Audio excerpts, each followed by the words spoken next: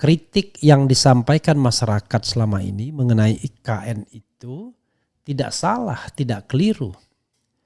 Jadi terlihat betul ya, Jokowi berambisi ya untuk membangun IKN sebagai legacy dirinya, sebagai monumen untuk dirinya. Terlalu memaksakan.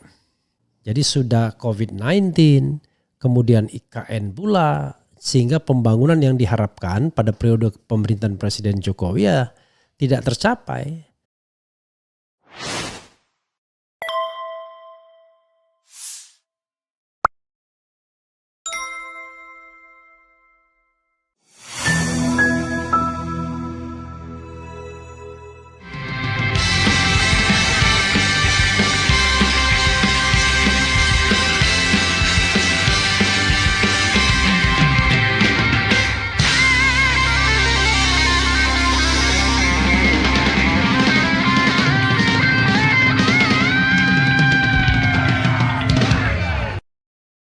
Saya mengkritik IKN kira-kira setahun lalu. Saya bilang Jokowi berbohong soal IKN. Dia jual negeri ini ke Cina nggak laku, dia jual ke Kanada nggak laku, dia jual ke Amerika nggak laku, dia jual ke Singapura nggak laku.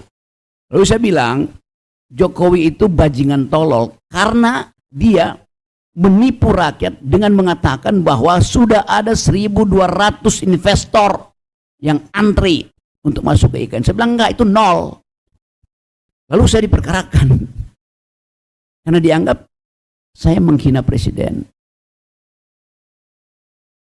Seminggu lalu kata Bahlil memang nol, nggak ada investor yang masuk.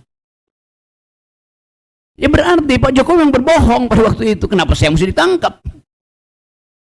Karena saya menganalisis itu. Kalau saya pergi ke luar negeri, ke segala macam, ngomong dengan nggak ada satupun investor yang akan masuk. Tapi kan ini data yang saya peroleh itu. Dibandingkan dengan data yang diinginkan oleh pemerintah untuk menyulap headline. 1.200 MOU sudah diteken. Itu MOU. Dan batal semua kan. Jadi Bahlil berbohong dari awal. Disuruh berbohong oleh Jokowi. Itu dasarnya. Jadi saya tidak berbohong waktu saya bilang bahwa ini bakal gagal karena tidak ada investor. Saya ingin dia sukses, tetapi dengan conditional, yaitu jangan ambil uang rakyat di APBN, jangan dipakai dong. Kata Pak Jokowi, memang kita nggak akan pakai, pemerintah tidak akan pakai APBN kok. Kami akan pakai foreign direct investment, perjanjian bisnis to bisnis. Akhirnya 20% APBN sekarang dipakai untuk IKN. Itu adalah pajak saya. Mestinya tanya pada saya, tanya pada teman-teman, mau nggak kita bikin IKN dengan memajaki orang tua kalian itu? Kalau setuju oke. Tapi tidak pernah itu dimintakan persetujuan pada rakyat. Padahal yang dipakai uang rakyat. Lain kalau bukan uang rakyat, pemerintah cari sendiri dong. Oke. Jadi itu kritik saya. Semuanya kritik berbasis argumentasi akademis itu kan. Nah dalil-dalil itu yang sekarang saya perlihatkan. Kemarin wakil otorita saudara Raja Antoni pergi ke DPR minta 27 triliun. 2 jam sebelumnya Sri Mulyani bilang anggaran untuk IKN itu tinggal 17 triliun. Jadi Anda bayangkan di dalam kabinet sendiri itu ngaco. Kok bisa menteri sama menteri nggak tahu posisi anggarannya kan? Itu juga menunjukkan tidak ada koordinasi. Dengan kata lain, tidak ada semangat bersama untuk menuntun IKN ini di hari-hari terakhir Jokowi. Satu. Yang kedua, apakah IKN Jakarta akan dipindahkan oleh Jokowi? Jokowi bilang kepresnya akan dibuat oleh Presiden Prabowo nanti. Jadi belum ada legalitas untuk memindahkan ibu kota. Jadi semua hal itu yang saya mau terangkan bahwa pada akhirnya beban itu akan kepada Prabowo. Oke, pertanyaan berikutnya. Apakah Pak Prabowo akan memakai anggaran itu yang tahun depan dibutuhkan 800 triliun defisit kita untuk mengaktifkan pembangunan, bayar makan siang itu demi IKN? Pasti tidak. Seorang petinggi Partai Gerindra yang merupakan pemikir utama dari kabinet Prabowo nanti, Sudrajat Djimbandono, mengatakan bahwa bagi Gerindra lebih penting makan siang daripada IKN. Artinya akan dibatalkan anggaran buat IKN. Jadi IKN itu batal bukan karena saya menginginkan, tapi APBN tidak cukup. Semua ambisi politik ukurannya adalah APBN. Jadi APBN akan membatalkan ambisi itu. Seringkali orang bilang Rocky Gerung sentimen pada Jokowi. Saya nggak pernah sentimen. Saya sentimen pada orang dulu. Terima kasih. Assalamualaikum warahmatullahi wabarakatuh. Sobat RH sekalian, jumpa lagi kita di channel yang keren ini. Keren cadas. Ya, sahabat RH sekalian, selamat berjumpa kembali ya. Saya bergembira karena semalam Spanyol menang lawan Italia. Karena Spanyol one of my favorite team ya. Selain Belanda tentunya. Siapa lagi ya yang bagus-bagus? For the time being Spanyol dan Belanda. Jadi mudah-mudahan Spanyol terus melaju karena permainan yang bagus, atraktif ya. Kalau tidak karena Donnarumma barangkali sudah 3-4 gol yang tercipta ya. Dan sobat RH sekalian, sekali lagi ini kritik dari Rocky Gerung. Saya tidak tahu di mana ini acaranya, yang jelas pasti asli ya videonya ya. Didapatkan dari staff saya yang sering men-share video. Dan apa yang disampaikan Rocky ya sepenuhnya saya setuju dengan catatan ya. Soal angka itu soal yang tentu bisa disandingkan dengan angka-angka yang bisa dikeluarkan oleh otoritas. Misalnya 20% APBN, kemudian minta 20 triliun atau 27 triliun tadi dan 27 ya. Dan lain sebagainya sementara atau Menteri Keuangan bilang 17 triliun tinggal dana IKN ini ya. Nah itu satu hal ya. Dan mengenai kata bajingan tolol itu saya pun tidak mau mengambilnya sebagai sebuah bagian dari kritik. Itu saya anggap bagian dari gaya Rocky Gerung untuk menyampaikan sesuatu. Jadi yang ingin saya ambil dari video tersebut adalah intinya adalah kritik yang disampaikan masyarakat selama ini mengenai IKN itu tidak salah, tidak keliru. Jadi terlihat betul ya. Jokowi berambisi ya untuk membangun IKN sebagai legacy dirinya, sebagai monumen untuk dirinya. Terlalu memaksakan. Sehingga pada masa akhir pemerintahannya semua digenjot. Dana yang seharusnya digunakan untuk kesejahteraan rakyat, kesejahteraan masyarakat digelontorkan untuk IKN. Rocky menyebutnya sampai 20%. Apa iya ya 20%. Karena 20% itu kalau kemarin 3.000 ya kurang lebih ya. Tetapi mungkin soal angka nanti bisa kita lihat lagi. Tapi yang jelas adalah dana itu begitu jor-jorannya tidak sesuai dengan kemampuan APBN kita. Apalagi kita baru saja didera oleh pandemi COVID-19 di mana ya anggaran-anggaran tersebut juga banyak terserap untuk penanggulangan COVID-19. Jadi sudah COVID-19, kemudian IKN pula, sehingga pembangunan yang diharapkan pada periode pemerintahan Presiden Jokowi ya tidak tercapai. Terbukti dengan pelemahan rupiah yang luar biasa. Sekarang sudah menyentuh 16.500. Coba bayangkan ketika Jokowi berkuasa, rupiah masih 11, 12, 13 ribu ya maksimal. Kemudian berjanji akan menurunkan sampai 10.000, tapi ternyata bukannya turun malah meroket terus menerus. Tiba-tiba ada orang yang mengkritik kok cemburu dengan tenaga kerja asing dan lain sebagainya lah. Kita bicara hal yang sifatnya makro ya, kebaikan bangsa dan negara bukan keuntungan pribadi orang per orang. Orang per orang bisa untung. Terutama yang digaji dalam US dollars ya kan, digaji dalam mata uang asing. Tetapi kan yang kita bicarakan adalah kebaikan bangsa secara keseluruhan. Karena ketika dolar naik, maka banyak masalah. Ya, bahan-bahan baku yang bergantung pada import itu pasti akan naik. Misalnya macam-macam komponen-komponen elektronik misalnya, komponen-komponen apa saja yang untuk misalnya kita tidak bisa produksi sendiri harus impor, jelas naik ya kan, apalagi harus bayar dalam US dollars misalnya. Utang-utang dalam mata uang asing ya naik kan jumlahnya. Jadi kita tidak memikirkan keuntungan pribadi, TKI, TKW dan lain sebagainya. Yang kita pikirkan adalah kebaikan bangsa secara keseluruhan. Itu yang kita harus garis bawahi. Karena itu apalagi misalnya yang terkait dengan IKN.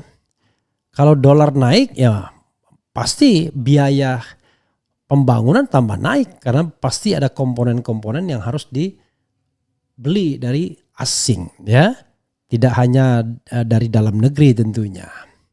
Nah, masalahnya adalah dana untuk pembangunan IKN sudah habis. Tinggal 17 triliun lagi. Saya tidak tahu ya 17 triliun itu untuk bayangan saya adalah 17 triliun untuk alokasi tahun ini ya. Untuk tahun anggaran 2024. Tinggal 17 triliun lagi. Padahal wakil ketua otorita ya Raja Juli Antoni minta 20-an triliun.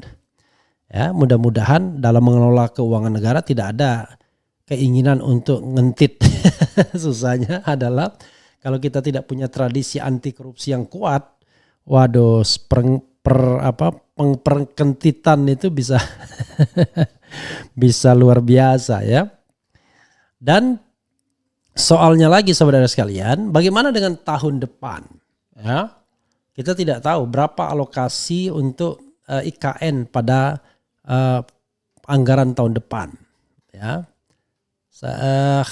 yang jelas kalau defisitnya kan sudah tersiar ke publik yaitu kurang lebih 600 triliun. Itu defisit APBN tahun depan yang berjumlah kurang lebih 3.500. Kalau defisit demikian, how come? Bagaimana kita membangun IKN?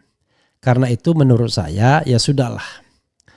Terus saja pembangunan IKN tersebut ya sampai kemudian berkembang secara sosiologis dan natural, barulah kemudian dipertimbangkan apakah betul untuk menjadi ibu kota negara. Tapi jangan sampai mangkrak. Kalau mangkrak pasti itu dosanya Presiden Jokowi luar biasa ya. Karena sudah menebang hutan-hutan yang tadinya brownfield atau greenfield menjadi gedung-gedung. Kalau seandainya proyek itu mangkrak, tidak bisa digunakan, maka luar biasa. Kalau ke Jakarta, sobat sekalian, itu ada yang namanya tiang-tiang monorel di Senayan terutama ya, sepanjang gedung DPR MPR di belakang ya, yang ke arah Senayan City dan lain sebagainya. Itu banyak sekali tiang-tiang monorel yang akhirnya terbengkalai begitu saja. Tidak bisa dibongkar, nggak ngerti. Ya mungkin kalau dibongkar akan menjadi temuan BPK. Ya. Padahal kan segala sesuatunya tinggal dibicarakan saja. Tapi yang jelas tidak bisa dan tidak pernah dibongkar. Serta tidak bisa digunakan juga. Karena kalau ada proyek baru ya tentu tidak mau ambil risiko soal kekuatan tiang tersebut ya setelah terbengkalai sekian lama. Itu yang menjadi soal. Apatah lagi IKN kalau seandainya mangkrak, bisa dibayangkan kan? Jadi dari awal sobat era sekalian, saya sudah mengatakan dalam posisi dulu ya, ketika IKN mau diisukan, saya mengatakan tidak setuju pindah ibu kota tersebut. Dan ternyata omongan banyak orang tuh betul ya. Jadi kalau mau membangun kota, kenapa harus membangun kota yang baru? Itu satu, ya kan?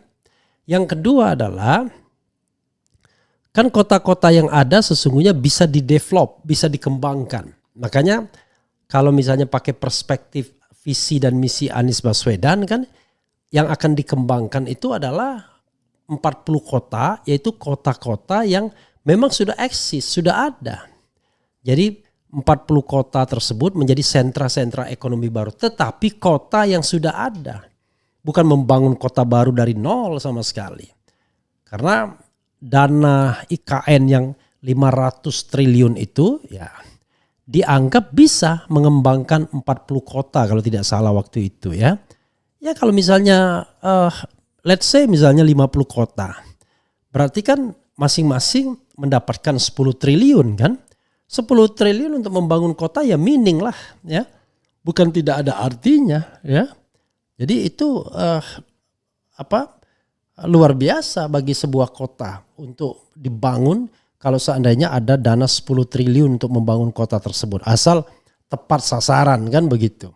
Jadi saudara sekalian, ini kita bicara mengenai strategi pembangunan. Kita bicara bukan sekedar keinginan yang kemudian dilakukan secara jor-joran. Banyak yang memuji, bahkan ingin memberi Jokowi sebagai bapak infrastruktur. Iya, tapi jangan lupa infrastruktur itu dibangun dengan utang. Utang yang banyak sekali. Kita baru bicara utang pemerintah yang 8.000 triliun. Belum utang BUMN. Membangun jalan, jembatan dan lain pelabuhan itu kan melalui utang BUMN yang tidak dimasukkan sebagai utang pemerintah. Padahal kalau BUMN-nya default tidak mampu membayar utang, ya pemerintah juga yang menutupi. Sebagai contoh kereta cepat Jakarta Bandung kan belum apa-apa sudah mau minta talangan, minta macam-macam dan lain sebagainya. Padahal awalnya business to business seperti halnya IKN, business to business. Nah, walaupun kemudian orang merasa aneh loh, kok membangun ibu kota dari awal berpikir business to business. Ada orang yang mengatakan ya salah strategi. Masa ibu kota dibangun dengan investor asing? Ya harusnya dengan dana sendiri.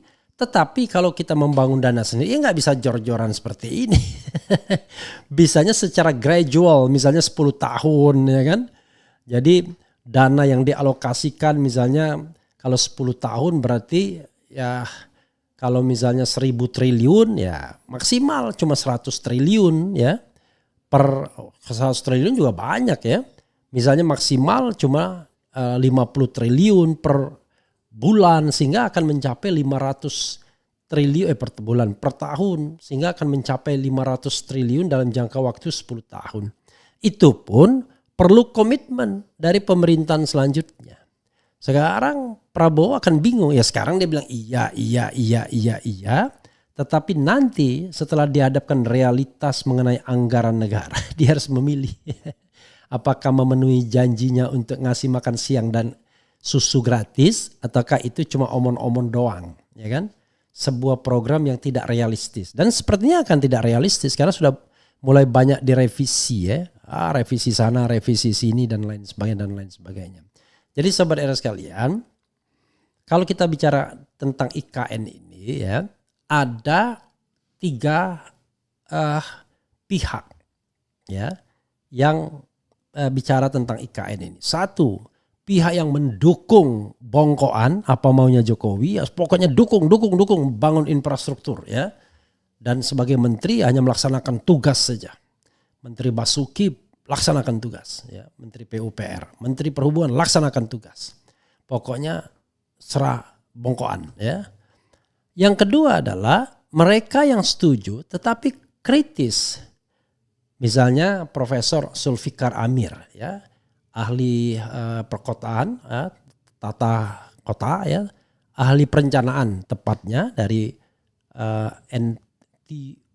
NTU kalau tidak salah, Nanyang Technological University ya, orang Indonesia itu mengatakan ya setuju tapi gradual. Ya, membangun kota itu tidak bisa seperti Roro Jonggrang ya, Candi Roro Jonggrang yaitu semalam, nggak bisa. Jadi harus gradual ya, sehingga nanti tumbuh sebagai kota yang benar-benar kota yang bisa dijadikan ibu kota. Itu satu. Nah, yang kedua, sobat era sekalian, yang ketiga, mereka yang memang menolak dari awal apapun alasannya dan mereka juga didasarkan pada strong argument. Is it necessary untuk pindah ibu kota? Kalau persoalannya kemacetan, orang mengatakan yang namanya government employee atau ASN, aparatur sipil negara, itu kecil sumbangannya bagi kemacetan Jakarta. Jumlah mereka tidak sebanyak pegawai-pegawai informal. pegawai-pegawai swasta di Jakarta ini. Sebenarnya mereka lah yang lebih banyak menyumbang kemacetan. Nah, kalau soalnya itu, maka sebenarnya kan bisa ada pemencaran sentra-sentra ekonomi ke pusat-pusat yang lain. Ya, misalnya tidak semua kegiatan ekonomi itu pusatnya di Jakarta. Alihkan pada kota-kota lain. Nah, itulah sebabnya relevan sekali membangun kota-kota baru. Maksudnya kota yang lama di-develop menjadi kota-kota yang baru. Kan harusnya begitu. Dengan demikian ya kemacetan Jakarta akan bisa diatasi. Kalau begini ya nanti ya yang akan ke sana itu cuma ASN. Oke? Dan ASN itu sorry to say mereka yang tinggalnya juga di luar Jakarta. Oke. Mereka menyumbang kemacetan karena mereka adalah pelintas. Bukan apa istilahnya ya. Pokoknya mereka melakukan mobilisasi setiap hari. Mereka pergerakan. Dan itu menyumbang kemacetan. Tapi tadi sekali lagi angkanya tidak terlalu signifikan dibandingkan sektor-sektor non negara atau non ASN. Itu soalnya.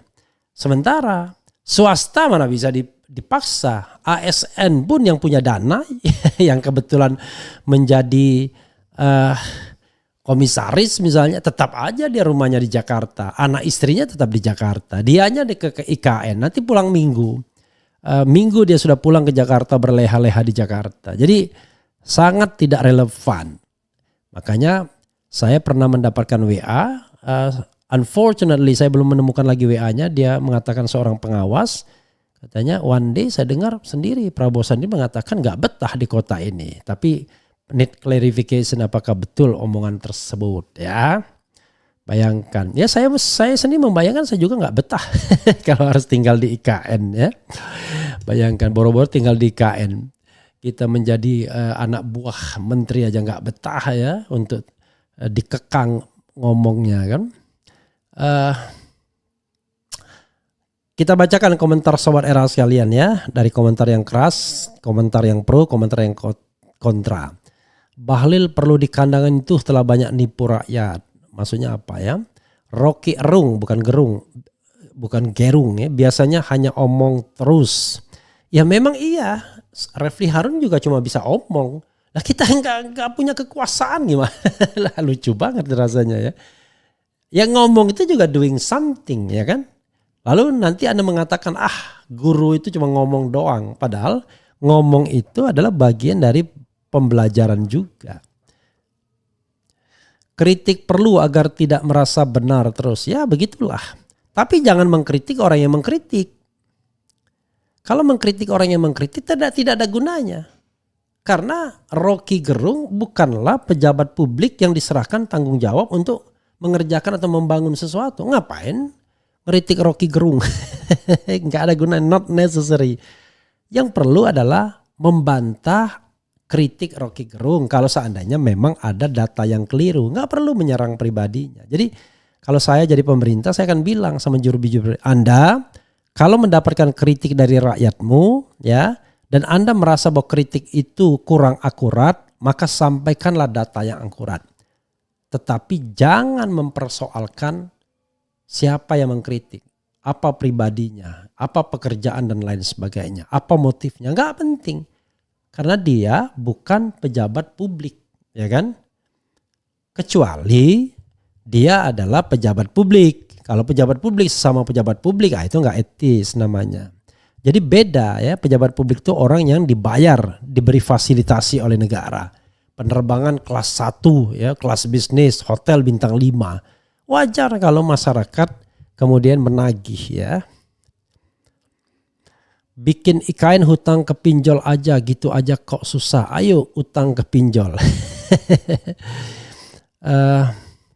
Bangun IKN pakai hasil judol aja, judi online ya nggak bisa dong. Dolar naik 100.000 mantap. Ayo dolar naik terus, nggak usah turun. Oh ya jangan begitu. Yang susah ya kita semua nantinya. Hehe. Kokowi hentikan tuh IKN sebelum negara ini tambah bangkrut. Pinocchio dikritik aja masih ugal-ugalan sak karepe dewe. Gimana kalau nggak dikritik? Ya juga sih. Bayangkan dikritik sana sini saja. Ya tetap saja dia ikut cawe-cawe di dalam pemilu dan pilpres. Bagaimana kalau dibiarkan saja tanpa kritik, ya kan? Bahkan diancam dengan pidana di undang-undang pun nggak peduli dia. Ya.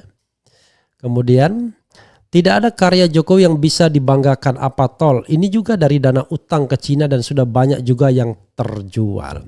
Ya nanti kita perlu audit ya. Yang jelas yang saya tahu adalah tol itu memang mayoritas dibangun oleh utang luar negeri karena mereka BUMN. Tetapi ada juga BUMN yang 100% dimiliki oleh negara. Seperti Hutama Karya, makanya Hutama Karya mendapatkan penugasan pembangunan jalan tol di Sumatera misalnya, di daerah-daerah yang secara ekonomis itu susah ya. Mau ROI-nya, return on investment-nya. Tetapi kalau pemerintah menganggap ini sebagai pelayanan publik, it's okay.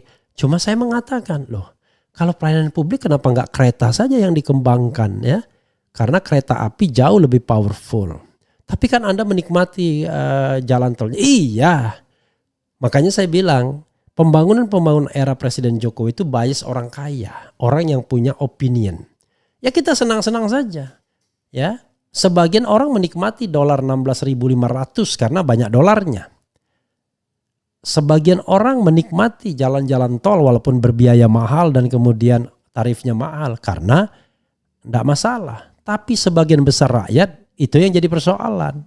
Nah kalau kita berpikirnya untuk kepentingan kelompok yang kecil, the have dan yang mereka yang punya opini, ya kelihatannya berhasil. Tetapi kalau untuk warga secara keseluruhan, ya maka kita bicara tingkat pengangguran, tingkat kemiskinan, ya HDI, Human Development Index dan lain sebagainya.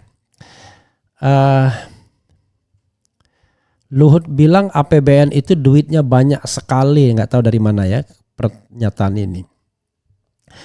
Tolong dong artikan kata-kata Kapolri, ikan itu busuk dimulai dari kepalanya. Kata itu ditujukan untuk siapa? Apakah untuk menyindir presiden? We don't know exactly ya. Karena pada waktu itu Kapolri membutuhkan campaign ya. Menjadi polisi yang dipercaya. Tapi faktanya dari 7 negara ASEAN, polisi Indonesia yang paling korup. Itu survei, jangan tersinggung ya. Bapak Utang Indonesia, Bui, Bapak Utang Indonesia itu Bui jadinya. Bang, ini IKN dari awal mau dibangun sudah bermasalah, kampanyenya untuk pemerataan, padahal presiden justru bisa memimpin pembangunan ibu kota seluruh provinsi jadi setara dengan Jakarta.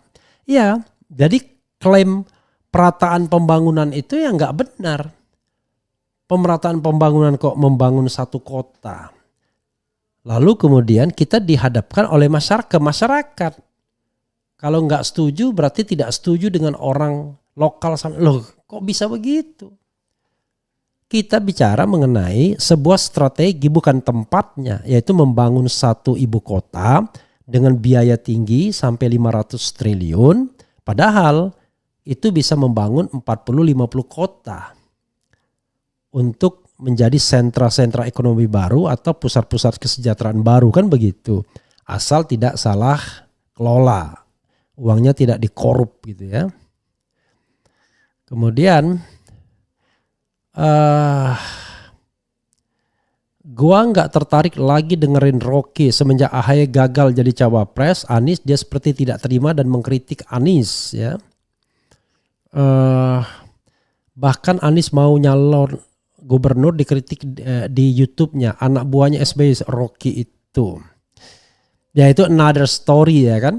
Makanya saya mengatakan kalau kita lihat kritik orang, lihatlah esensinya. Jangan lihat siapa orangnya, lihat kalau kata Ali bin Abi Thalib ya lihatlah kritiknya. Benar nggak kritiknya? Nah, kalau nggak benar dibantah bukan dikriminalkan. Faisal Basri menyebutkan tentang importer nikel misalnya. Ya kalau nggak benar dibantah ya. Oke. IKN proyek halunya Jokowi ya. Kita tunggu Jokowi lengser aja, kita tunggu yang akan terjadi. Yang menarik dan justru tragis ada banyak orang yang kompeten berilmu tapi kok bisa ilmu nggak dipakai dan bisa menerjemahkan sederhananya cara Pak Joko memimpin NK Indo tragis. eh, Anda jangan heran. Negeri Belanda itu kecil sekali. Bahkan Amsterdam itu di bawah permukaan laut. Itu bisa tenggelam itu kalau seandainya ada pencairan kutub es di kutub utara. Kan begitu. Dia di bawah, makanya dibilang Amsterdam, dam ya. Tetapi negeri kecil itu yang jumlah penduduknya cuma berapa gelintir itu bisa menjajah Indonesia selama 350 tahun lah kurang lebih. Sejak Cornelis de Houtman datang ke Indonesia tahun 1596, ya kan? Itu menunjukkan ya bahwa bisa terjadi begitu karena banyak pengkhianat di sekitarnya. Jadi tidak semua orang yang berani mengatakan tidak. Di depan Jokowi mengatakan iya. Mestinya kan tolak kalau tidak realistis ya. Nah, Menteri Basuki misalnya. Kalau dia merasa ini proyek tidak realistis lagi ya tolak. Berhenti jadi menteri kalau merasa. Tapi kalau yes man melulu ya memang agak berat juga. Ya. Misalnya Menteri Perhubungan kalau merasa ini tidak masuk akal tolak. Tapi kalau dia punya masalah mulai disebut-sebut menerima aliran dana dan lain sebagainya ya susah. Jokowi memang sengaja menyandra orang ya agar tidak bisa kemana-mana.